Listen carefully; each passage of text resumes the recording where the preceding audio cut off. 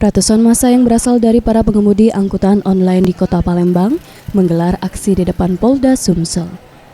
Massa menuntut pihak kepolisian segera menyelesaikan kasus hilangnya rekan driver taksi online bernama Triwidiantoro. Usai melaksanakan aksi, sejumlah perwakilan massa kemudian diajak melakukan audiensi dengan Polda Sumsel, di mana dari hasil pertemuan, kasus tersebut masih dalam tahap penyelidikan dan belum menemui titik terang. Kalau hilangnya tanggal 24 Februari ya? Sudah 40 hari.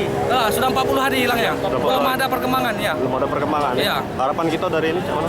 Ya, harapan kepada Kapolda supaya cepat menyusut ini mengenai kasus ini, seperti itu. Sebelumnya, seorang driver taksi online Triwidiantoro dilaporkan hilang setelah mengantar penumpang ke Kenten Laut, Kabupaten Banyuasin pada tanggal 15 Februari lalu. Hingga kini, keberadaan korban belum ditemukan titik terang. Rekan korban sesama taksi online telah melakukan pencarian hingga titik koordinat terakhir GPS ponsel di daerah Kenten Laut, namun belum mendapati hasil. Tim Liputan, Sriwijaya TV.